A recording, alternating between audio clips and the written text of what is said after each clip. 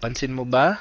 Kapag may crisis, bagyo, layoffs, inflation, family emergency, market panic, o biglang taas ng presyo ng lahat maliban sa sweldo mo, may dalawang klase ng tao. Yung una, nagpapanik. Yung pangalawa, tahimik lang. Pero somehow, sila pa yung pinaka-stable. At kadalasan, yung mga tahimik na yan, sila yung may stealth wealth mindset.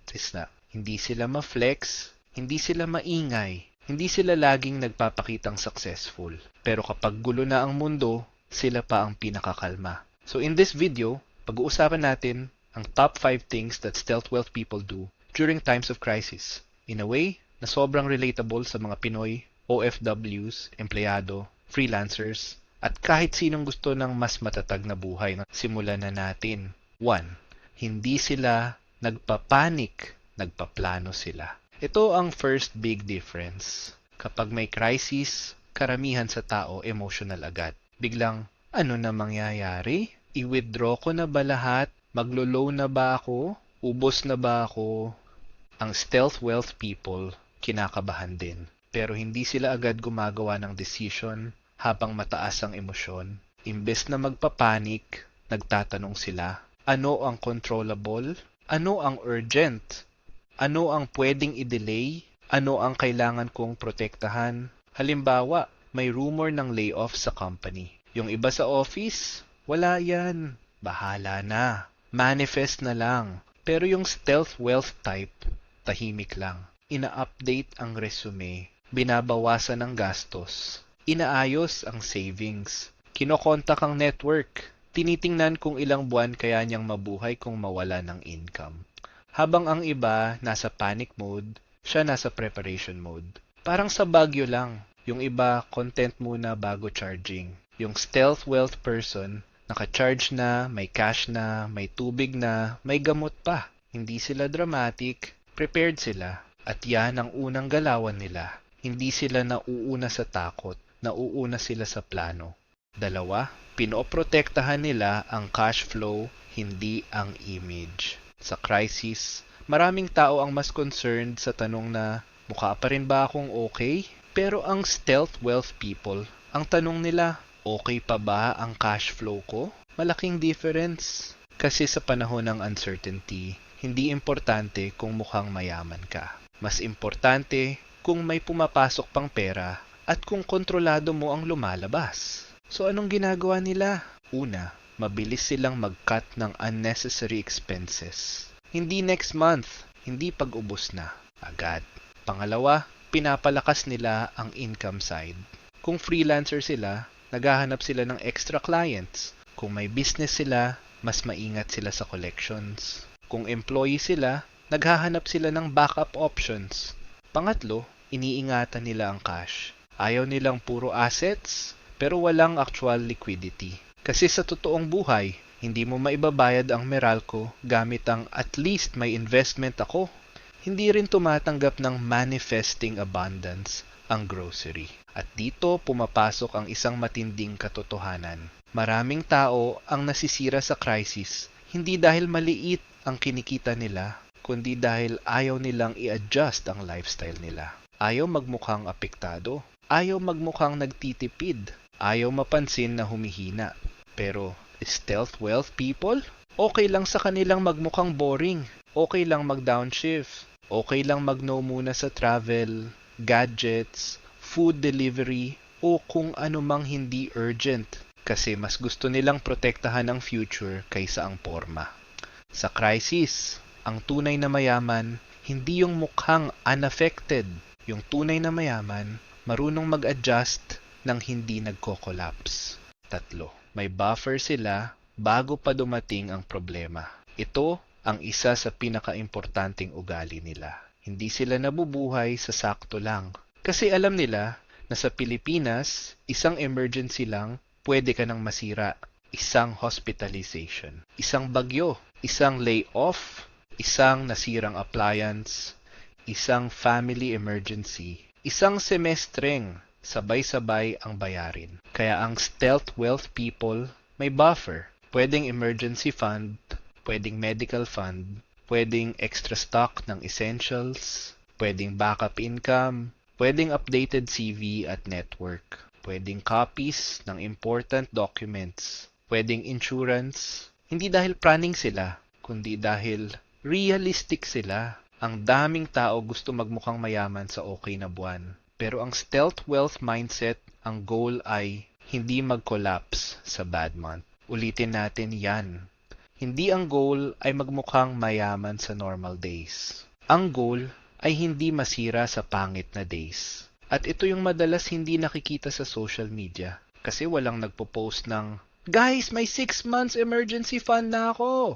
Guys, updated na ang beneficiaries ko. Guys, may maliit akong repair fund." Hindi siya sexy tingnan, pero sobrang yaman ng galawan. Minsan nga, ang totoong status symbol ay hindi bagong kotse, kundi peace of mind. At sobrang relevant nito sa mga OFW at breadwinner. Kasi kapag wala kang buffer, lahat ng emergency ng pamilya, pwedeng maging emergency mo rin. At kapag sabay-sabay, yan, ubusan talaga. Stealth wealth people make sure na may salbabida sila bago pa lumalim ang tubig. Pang-apat, hindi sila nagpapakabida sa rescue mode. Ito medyo masakit pero kailangan. Kapag may crisis, hindi stealth wealth move ang maging instant ATM ng buong angkan. Again, hindi ibig sabihin madamot sila. Marunong lang silang mag-boundary. Sa Pinoy culture, sobrang common nito. Kapag ikaw yung medyo stable, ikaw ang unang tatawagan, ikaw ang unang uutangan, ikaw ang baka pwede, ikaw ang konti lang naman, ikaw ang temporary lang. At syempre, ang temporary minsan kasing haba ng teleserye. Ang stealth wealth person, bago tumulong, iniisip muna. Emergency ba talaga ito? One time ba ito? Or mauulit? Gift ba ito o utang? Kaya ko ba itong ibigay nang hindi ko sinisira ang sarili kong stability? Tulong ba ito o enablement? Napaka-importanting tanong niyan. Kasi ang daming tao na uubos, hindi dahil magastos sila sa sarili nila, kundi dahil sila ang laging sumasalo sa lahat. At sa crisis, sobrang delikado nun. Ang stealth wealth people, tumutulong with limits. Pwede silang magbigay ng fixed amount. Pwedeng one time lang, pwedeng non-cash help, pwedeng budget advice, pwedeng tulong sa paghahanap ng options. Pero hindi sila basta-basta sasalo ng lahat kasi naiintindihan nila. Hindi mo matutulungan ang lahat kung ikaw mismo ang lulubog. Parang oxygen mask sa eroplano. Hindi ka selfish dahil inuuna mong maging stable. Practical ka.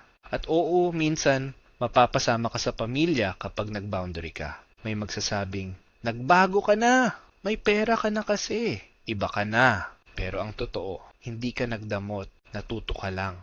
At ang stealth wealth people, gets nila na generosity without boundaries becomes financial leakage. 5. Ginagamit nila ang crisis para mag-reposition. Ito ang pinaka-powerful sa lahat.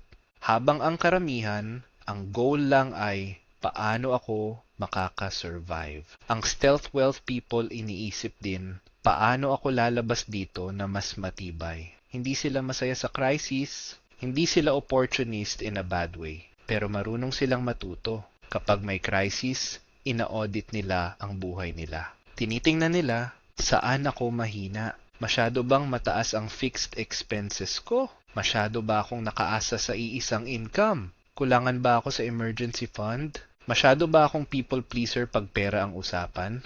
May system ba akong dapat baguhin? At pagkatapos, may adjustment silang ginagawa. After a layoff scare, baka mag-build sila ng second skill. After a health emergency, baka ayusin nila ang insurance at medical fund. After inflation, baka baguhin nila ang spending habits at mag-focus sa income growth. After a family money problem, baka maglagay sila ng stronger boundaries. In short, hindi lang sila nakaka-recover, nagiging less fragile sila. At ito ang dahilan kung bakit maraming stealth wealth people ordinary tingnan sa good times. Pero sobrang tibay sa bad times. Kasi ang crisis, tinatanggal niya ng porma. At lumalabas kung sino talaga ang may systems. Ang fake wealth, maganda lang pag smooth ang panahon. Ang real wealth, kita mo kapag magulo na. So let's recap. How do stealth wealth people act during times of crisis? Number 1, hindi sila nagpapanik, nagpaplano sila. Number 2, pinoprotektahan nila ang cash flow, hindi ang image. Number 3, may buffer sila bago pa dumating ang problema. Number 4, hindi sila nagpapakabida sa rescue mode. Number 5, ginagamit nila ang crisis para mag-reposition, hindi lang mag-survive. At kung mapapansin mo, walang kinalaman dito ang pagfa-flex. Walang kinalaman dito ang pagpapakitang successful. Walang kinalaman dito ang mamahaling lifestyle. Ang stealth wealth, hindi built for applause. Built ito for resilience. At sa panahon ngayon, baka ito talaga ang klase ng yaman na kailangan natin. Hindi yung maingay, hindi yung pormado lang, kundi yung tahimik pero handa. Kasi in times of crisis, wealth is not about how rich you look. It's about how stable you remain. Kung nagustuhan mo ang video na ito, comment down below. Tahimik pero handa. And don't forget to comment, like, share, and subscribe to Low Key Wealth PH. Because remember, low key is the new wealthy.